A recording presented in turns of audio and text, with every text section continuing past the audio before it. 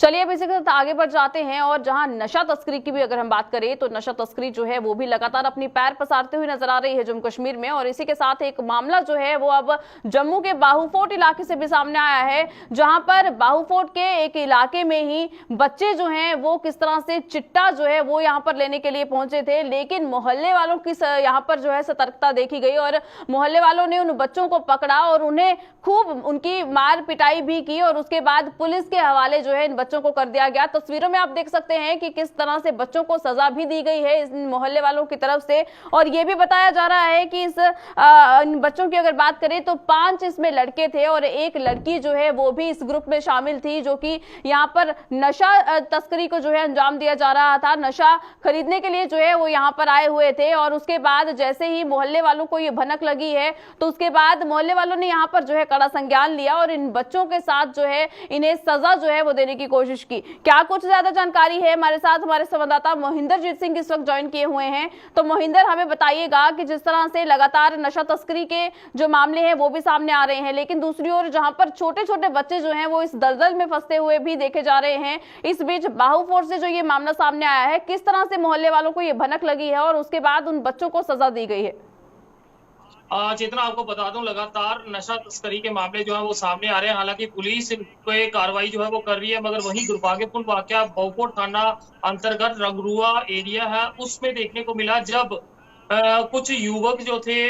वो नशा खरीदने के लिए उस एरिया में पहुंचे। और दुर्भाग्यपूर्ण बात इसमें ये थी कि उसमें एक महिला भी थी, यानी कि एक छोटी उम्र की लड़की अगर हम कहें वो भी उसमें शामिल थी। और जब उससे बात की गई तो उसने साफ कहा कि उसे नशे की लत लग चुकी है और वो नशा खरीदने के लिए यहाँ आई। जिस तरह से वो मोहल्ले में पहुंचते हैं और आगे पहले से ही मोहल्ले वाले काफी ज्यादा तंग थे, क्योंकि लगातार नशे के मामले सामने आ रहे थे। और वहीं उन्होंने इन बच्चों को, इन युवकों को एक साथ घर तो पहुंचा और उसके बाद इन्हें पुलिस के हवाले किया। दुर्भाग्यपूर्ण रहता है कि इस तरह के मामले सामने आ रहे हैं जिसमें अब युवतियां भी आगे बढ़ रही हैं और नशा तस्करी में आगे आ रही है और खुद के लिए नशा खरीद रहे थे और उन मोहल्ले के लोगों ने फिलहाल उन्हें पुलिस के हवाले कर दिया। जी बिल्कुल मोहिंदर, लेकिन जो बच्चे नशा खरीदने गए थे उन्हें तो सजा मिल गई है, लेकिन जो नशा बेच रहे थे, जो नशा तस्करी को अंजाम दे रहे थे, उनके ऊपर क्या कोई कार्रवाई की गई है या क्या वो भी पुलिस के हाथे चढ़ पाए हैं?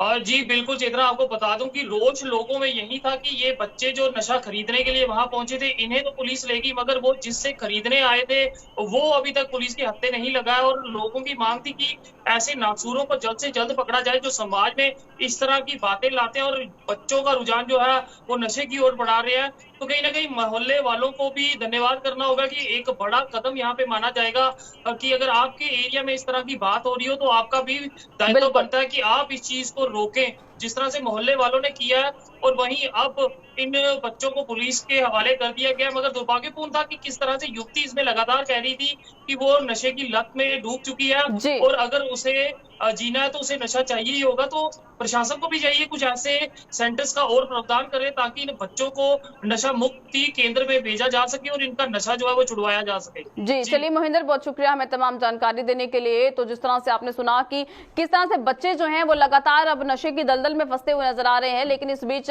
पुलिस को भी संज्ञान लेना चाहिए, प्रशासन को भी इस पर सतर्कता जो है वो बरतनी चाहिए। लेकिन बहुत ज्यादा जरूरी हो जाता है कि जिस सोसाइटी में ये बच्चे जो हैं इस तरह की जो भी हरकतें हैं उसको अंजाम देते हैं, उसमें जो सोसाइटी के जो लोग हैं वो भी पूरी तरह से कदम उठाएं और इन बच्चों को जो है जरूर इस तरह का सबक जो है वो सिखाया जाना चाहिए।